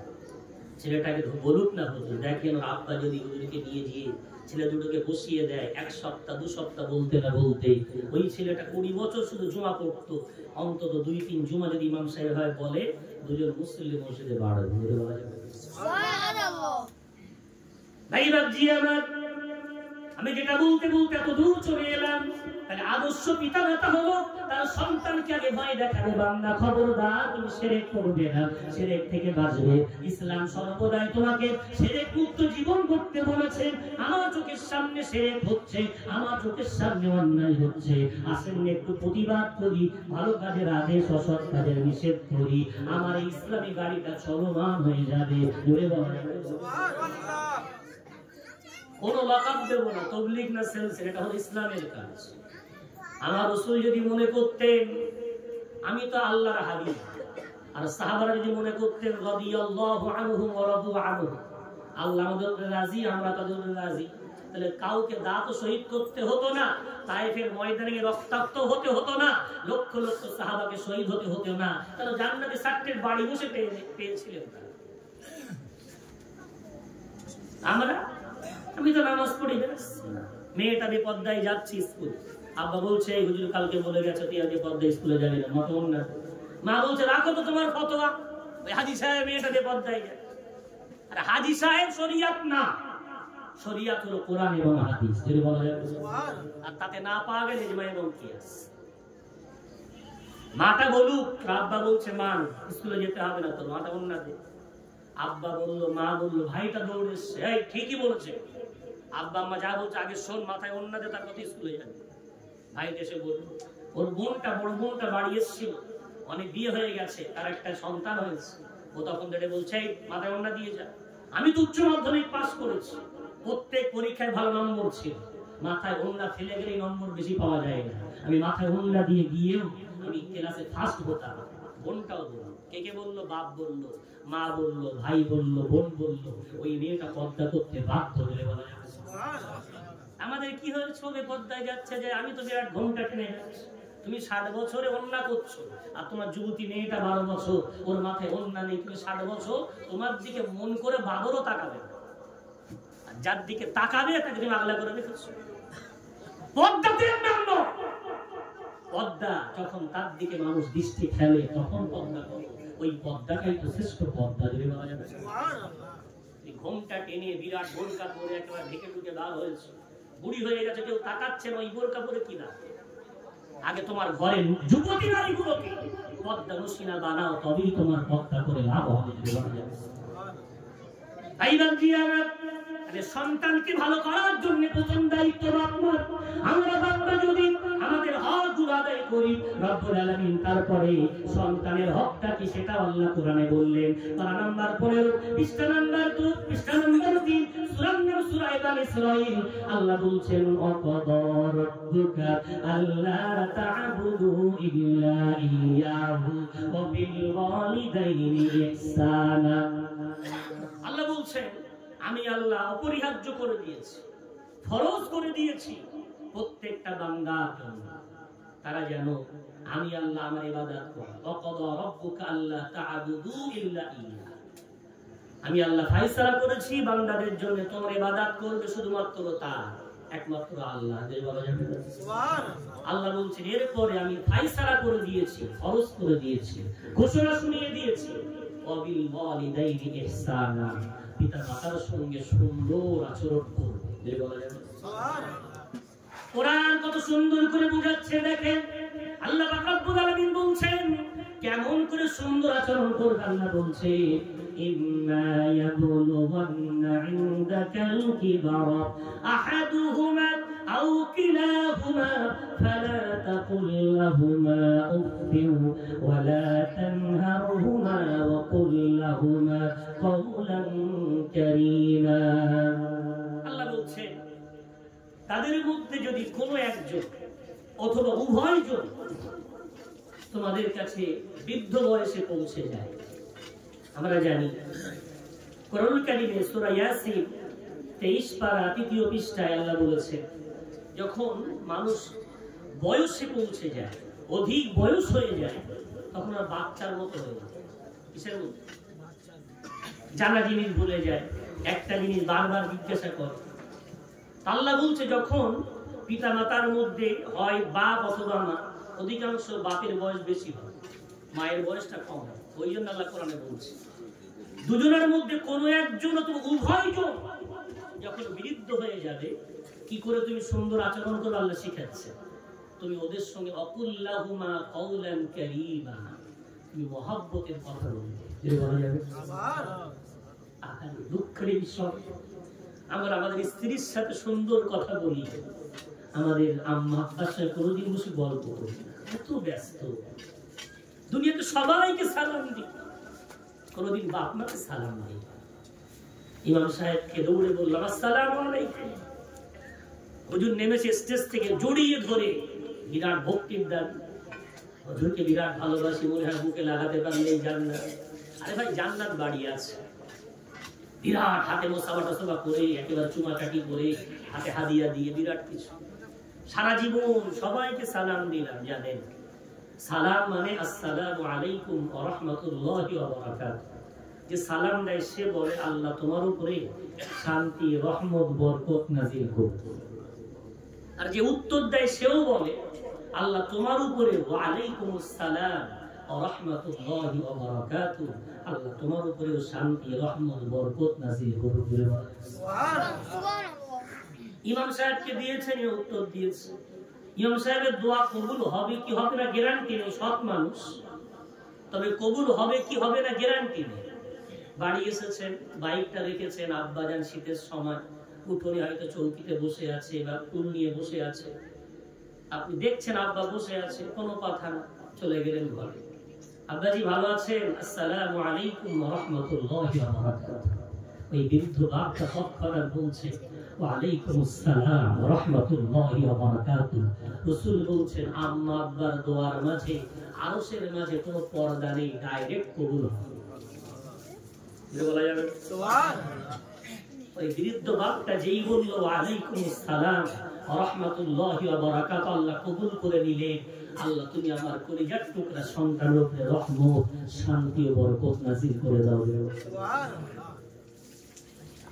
ভাইবাজি আমার সেই বৃদ্ধ পিতামাতার সঙ্গে কওলান কারীমা, সুন্দর মধুর কথা বলার আদেশ আল্লাহ দিচ্ছেন, অর্থাৎ তাদেরকে তিরস্কার করা যাবে না। আল্লাহ বলছেন ওয়ালা তানহারুহুমা, খবরদার তাদেরকে ভৎসনা করবে না। ওয়ালা তাকুল্লাহুমা উফফিন, এবং তাদের সামনে ধ্যাত ধুর পারলাম না এমন করে তারা দিয়ে কথা বলবে না, ওদের সঙ্গে মধুর কথা বলবে। বলা যাবে বাপ জিজ্ঞাসা করছে, চোখে দৃষ্টি হারিয়ে ফেলেছে, তো উঠোনে বসে বসে বলছে এই পাশে ওই গাছে কি পাখি ডাকছে? তো ছেলেটা বলছে আব্বা কোকিল, কানে অল্প অল্প শুনতে পায়, তো বলছে কোকিল ডাকছে। তো আবার বলছে কিছুক্ষণ পরে, ওই তোকে বললাম না কোন পাখি ডাকছে একটু বল। ছেলে আবার বলছে আব্বা কোকিল। তৃতীয়বার আব্বা আবার ডেকে ফেলেছে, যেই বলেছে তো খুব চিৎকার করে বলছে কান তোমার কানা হয়ে গেছে, কতবার বলবো কোকিল ডাকছে কোকিল ডাকছে। আব্বার চোখে টপ টপ করে পানি পড়ছে, মনে পড়ে গেছে ওই ছেলেটাকে আমি একদিন বাজারে নিয়ে যাচ্ছিলাম, গরু ঘাস খাচ্ছিল, আমাকে জিজ্ঞাসা করছিল আব্বা এটা এই দাঁড়িয়ে ঘাস খাচ্ছে এটার নাম কি? আমি বলেছিলাম গরু। আবার কিছু দূরে যাওয়ার পরে আবার জিজ্ঞাসা করেছিল আমার ছেলেটা আব্বা এটার নাম কি? আমি আবার বলেছিলাম গরু। আবার কিছু দূর যাওয়ার পরে জিজ্ঞাসা করেছিল, আমি আবার বলেছিলাম গরু। এই গরুটা শেখাতে আমার 1 সপ্তাহ সময় লেগেছিল। রাস্তায় বার হলেই দেখে আর বলে আব্বু তার নাম কি? আমি বলতাম, বউ আমি কোনোদিন আমার সন্তানকে তাড়া দিয়ে বলিনি, তোর কি কান কালা হয়ে গেছে, তুই শুনতে পাচ্ছিস না এটা গরু এটা গরু? আমার সন্তানকে 1 সপ্তাহ ধরে গরুটা চিনিয়েছিলাম, আর আজকে আমার বাচ্চাকে 3 বার বললাম কি ডাকছে, আমাকে তাড়া দিয়ে বলছি কোকিল বলছি, শুনতে পাচ্ছিস? হয়ে গেল, হয়ে গেল। তাই নবজি আমার আল্লাহ পাক রব্বুল আলামিন তাই কোরআনে বললেন, খবরদার তাদেরকে উফ পর্যন্ত বলবে না, তাদেরকে ধিক্কার করবে না, তাড়া দেবে না। ওয়াকুল্লাহুমা কাওলান কারীমা, মধুর কথা তাদের সাথে বলবে। ওয়াখফিদ লাহুমা জানাহাদ দুল্লি মিনার রাহমা, যতদিন তারা বেঁচে থাকবে তোমার জানাহ বলা হয় পাখির যে বাজু দেখেছেন, পাখির বাজু, পাখির ডানাকে বলা হয় জানা। আল্লাহ বলছেন হাত বললেন না, কেন? পাখির ডানা নরম হয় আর মানুষের হাত হয় শক্ত। আল্লাহ পাক রব্বুল আলামিন কোরআন যে কত শ্রেষ্ঠ কিতাব, আল্লাহ বলছেন তোমার বাজুদর, তোমার ডানাদর, অর্থাৎ তোমার হাতটাকে পাখির পশমের মতো নরম করে, আব্বা যদি হাত ধরে যেতে চায় হাতটা ধরে নিয়ে যাবে, টানতে টানতে নিয়ে যাবে না। আব্বা যদি পেশাব পায়খানা করে ফেলে চিৎকার করে চিৎ করে ফেলে দেবে না, বরং তুমি যেমন ছোটবেলায় তোমার আব্বা কত মহাব্বত তোমাকে কোলে তুলতো, তোমার মা তোমাকে কোলে তুলতো, ঠিক এমন নরম ভাবে তাদের কেমন করে কোলে তুলবে। একটু জোরে বলা যাবে না? এটা বেঁচে থাকলে করবে, আর চলে যাওয়ার পর কবরে শুয়ে পড়ার পর ওদের জন্য বলবো রব্বিরহামহুমা কামা রব্বায়ানি সগীরা। আম্মা আব্বা কবরে শুয়ে পড়ার পর তুমি বলবে, আমার আল্লাহ ছোটবেলায় আমার আম্মা আব্বা যেমন করে তারা দয়া দিয়ে মহব্বত দিয়ে আমাকে সুন্দর করে লালন পালন করেছে, আল্লাহ আমার আব্বা জান আম্মা জান আজকে কবরে শায়িত, আমার আল্লাহ তুমি তোমার রহমতের কোল দিয়ে, তুমি তোমার রহমতের আঁচল দিয়ে আমার আম্মা আব্বাকে অমন করে লালন পালন করো। একটু জোরে বলবেন আল্লাহুম্মা আমিন। এই হলো সন্তানের হক, এই হলো পিতামাতার হক। আমরা পিতামাতা যদি আমাদের হক আদায় করি তাহলে সন্তান আমাদের সাথে এমন আচরণ করবে। কিন্তু দুঃখের বিষয় আমরা সব এখন পশ্চিমী সভ্যতাটাকে, অসভ্যতাকে সভ্যতা মনে করছি। আমাদের সন্তান হলে আমাদের সমাজ, আমাদের আম্মা আব্বা এত মুক্ত মসজিদ ছিল না, তবে আগে মক্তবে পাঠাতো। কি করতো আগে? মক্তবে। আর এখন বাচ্চা হতে না হতে খিচুড়ি স্কুলে নিয়ে যাচ্ছে, ট্যাং ট্যাং করতে সকালবেলা কোলে তুলে একটা হাতে কেটলি নিয়ে খিচুড়ি স্কুলে যাচ্ছে। পড়া হয় কি হয় না আল্লাহ ভালো জানে। চললো ফটো আপন জায়গায়, খিচুড়ি খাওয়াবেন কি খাওয়াবেন না, কার অভাব আছে কার অভাব নেই, আলাদা বিষয়। ওই বয়সে যদি আপনার বাচ্চাকে রক্ত খারাপ করতে পারে, ওই বাচ্চাকে বলেছি না মুসলমানের 2টো জিনিস খারাপ করলে সব শেষ, 1 নম্বর রক্ত, নম্বর 2 ঈমান।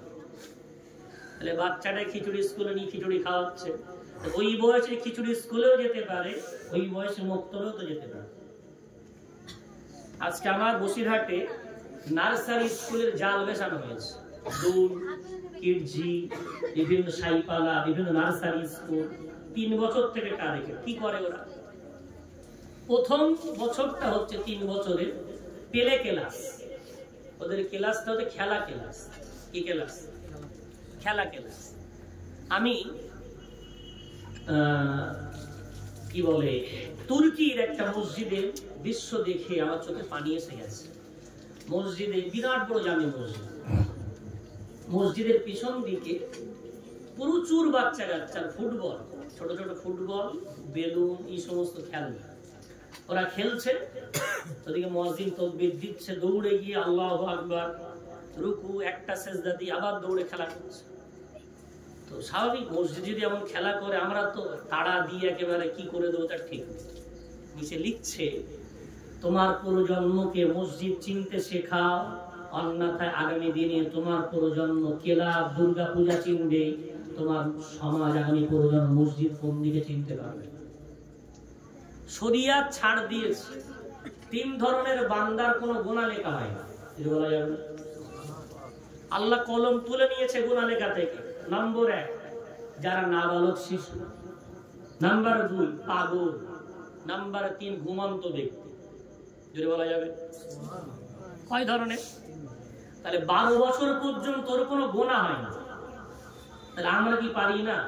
আমাদের মক্তবগুলো পেলেক মক্তব, ওখানে বাচ্চারা যাবে, হাতে কিতাবও থাকবে না, বইও থাকবে না, মসজিদে যাবে, হুজুর ওদের নিয়ে মক্তবের মধ্যে শুধু ওই 3-4 বছরের বাচ্চা, ওদের কোনো বসাবেও না, হুজুর ওদেরকে ঘুরবে আর বলবে আজকে তোমাদের শেখাবো আলিফে আল্লাহ, আলিফে আল্লাহ, আলিফে আল্লাহ, আলিফে আল্লাহ।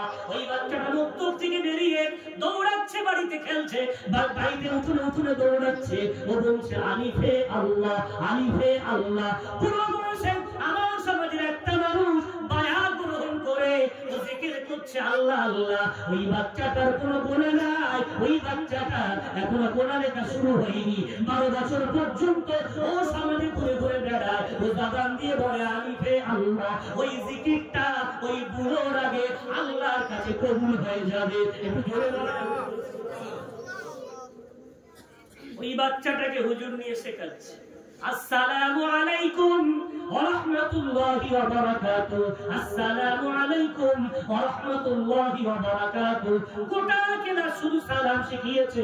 হুজুর বলেছে বাবারা কার কার মুখস্থ হলো?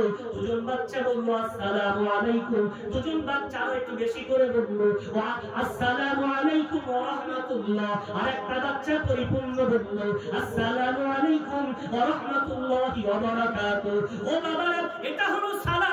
মুসলমান শান্তি কামনা করে, মুসলমান অশান্তি ছড়ায় না। এই মুসলমানের সাথে দেখা হলে আগেই বলে তোমার উপরে শান্তি রহমত বরকত নাযিল হোক, এটাই মুসলমান কল্যাণকামী। আমি দেখতে চাই বাবারা আজকে বাড়ি গিয়ে আগামীকাল যারা বক্তব্যে আসবে কে কজনকে সালাম দিয়ে আসবে।